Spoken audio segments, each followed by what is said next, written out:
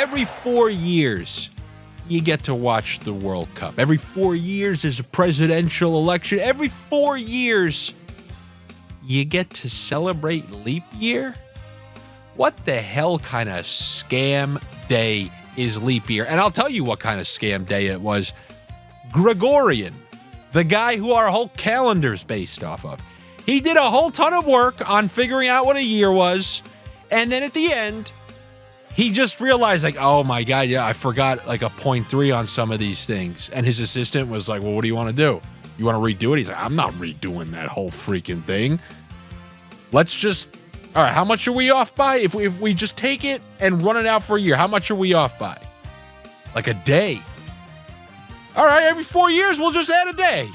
And that's how we got to leap year. That's where we are today. And inevitably, somebody's going to ask you about, like, oh, you know, someone's born on leap year. Well, how old are they? When do they celebrate their birthday? Once every 4 years? I hope they only get to celebrate their birthday once every 4 years, because birthdays are one of the most over-celebrated things there are out there. I'm an accomplishment celebrator, an achievement celebrator. Oh, you graduated from school? Congratulations. Let's have a graduation party for you. You got a promotion?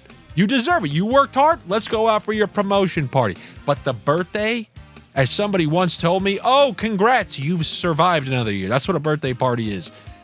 You have now lived for another year, and now we're all going to show up and celebrate that. No, not showing up to your birthday party, but I will show up to your promotion party, and maybe you guys will show up to my 10,000 subscriber party, because I'm almost there. That's an achievement. I'm happy to have that. And if you guys keep doing those things with these videos, liking, sharing, commenting, and everything in between, I will be there before you know it, maybe before the end of this leap year.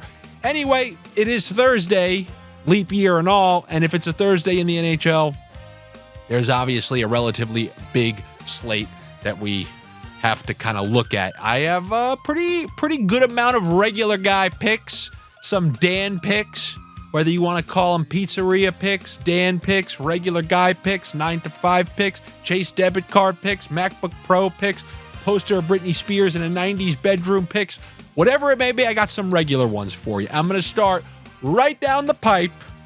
This was something that I liked. And then, you know where I paid a visit? Haven't been to Nevada in a while. I went to Area 51, and you know who was smiling at me? The Dallas Stars at home against the Winnipeg Jets. Couple things here. Number one, these two teams are going to be dogfighting for the division straight up to the end of the year. Number two, Dallas really needs this win. That's an embarrassing road loss. They lost to the Islanders at home. That's not good. And then they went on the road. You expected them to bounce back. Everybody did. I kind of did. They got waxed by Colorado. You cannot lose to a division opponent like that, because you're fighting for two teams for the division. You go into Colorado, you get crushed. You come home against Winnipeg.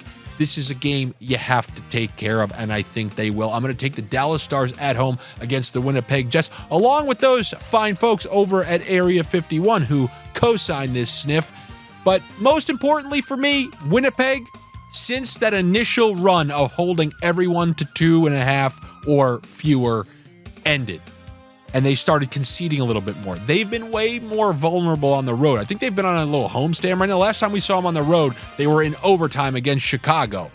They've been losing some road games, and I really think Dallas, on the heels of that trade that they made with Calgary, so maybe a little new juice in the building after something like that. But regardless, I like Dallas at home against the Winnipeg Jets. Anytime you see Ottinger and Hellebuck, you got to be tempted to take that under 6.5. But I'm going to hold off on that because we got plenty of unders to talk. Just give me unders to talk about.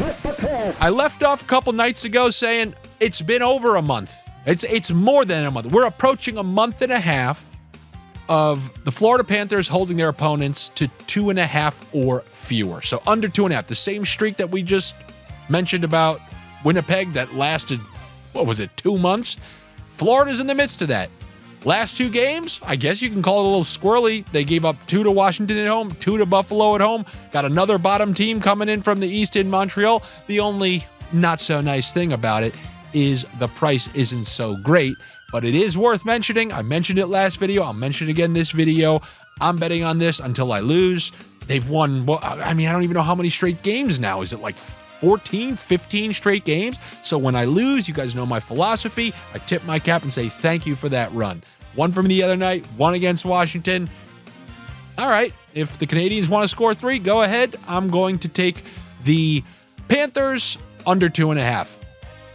If I was able to combine that with some sort of Florida win, because the funny thing is, if you're consistently holding teams to under 2.5, you should be winning, right? So I was going to take Florida and combine that with the under 2.5 goals, but the price is so disgusting, that doesn't even get you to plus money. But there is another game where I'm going to do that same exact thing, and we're looking at a team being held to under 2.5 goals. I'm looking at those Columbus Blue Jackets who played last night. They lost Johnny Gaudreau.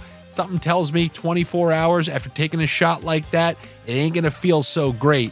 And we're going to have Carolina, who obviously always plays pretty good defense. I'm going to take the Columbus Blue Jackets under 2.5 at home against the Carolina Hurricanes.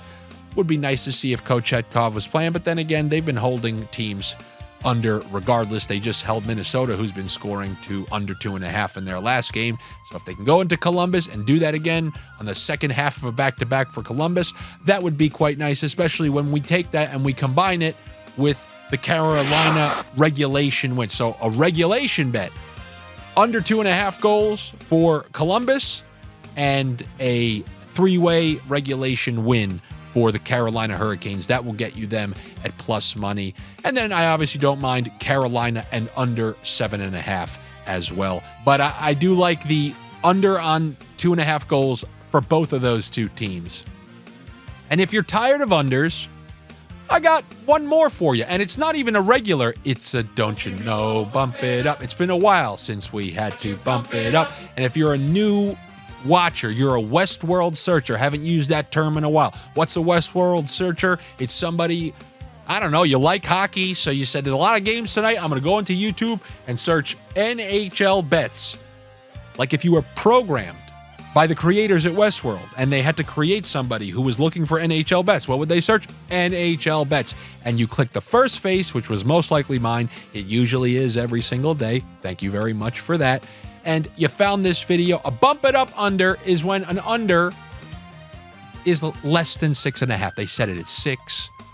Come playoffs, they set it to under 5.5 a lot.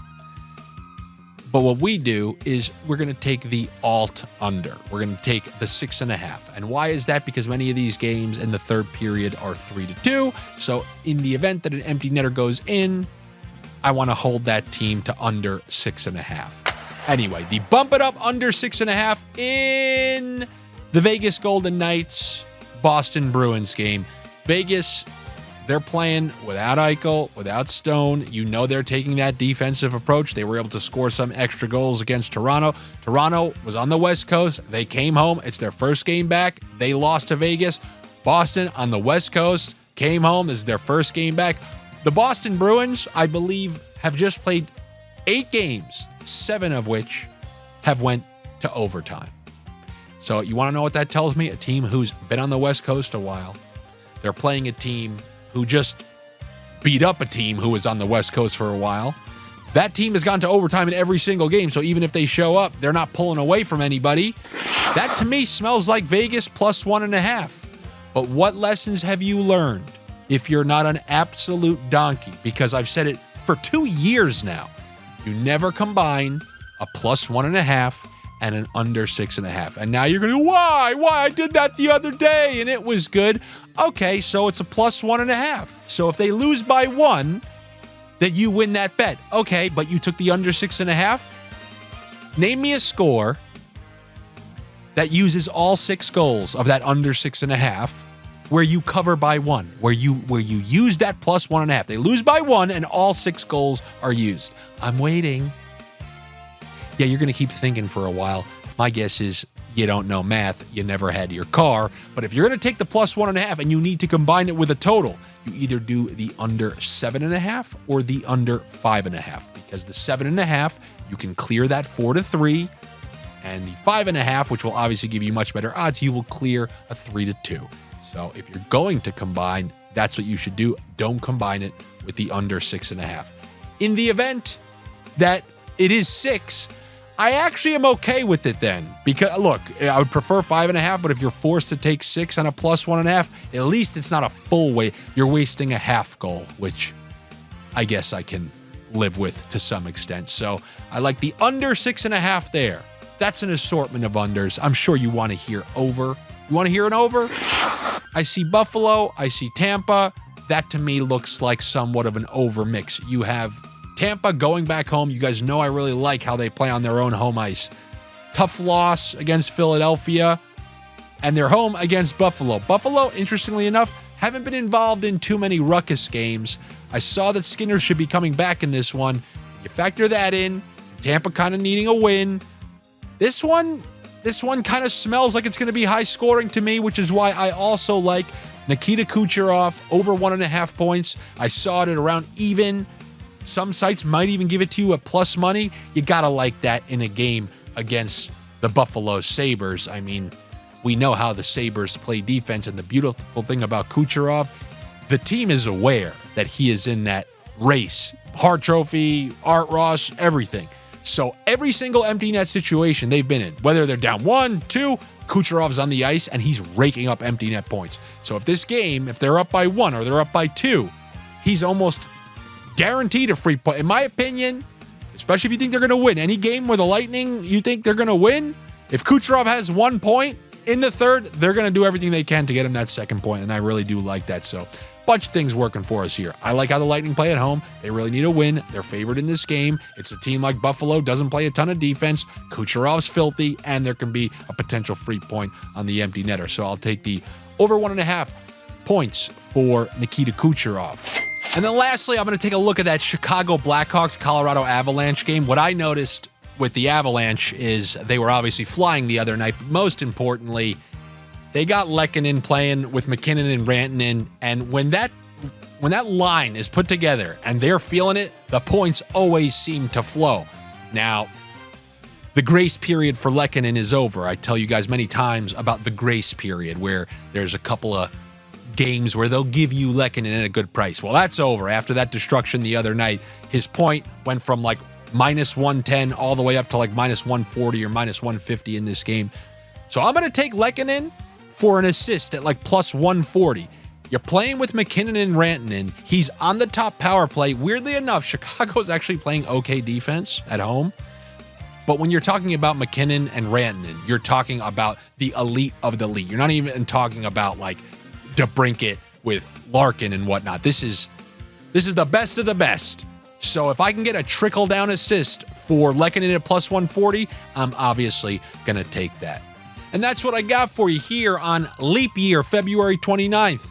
What I'm going to do on all these big slates, what I've been doing lately on the Patreon, I do a parlay for every game. Maybe if I really despise a game, I'll leave one out. So I'm going to put all the parlays out there in the middle of the day. I'm going to look for those lineup changes, any sort of trickle-down, snakeonomics, bump ups, bump downs, anything like that. So I'll post those over on the Patreon early afternoon. Hopefully I will see you guys there. If not, I will see you tomorrow. Good luck.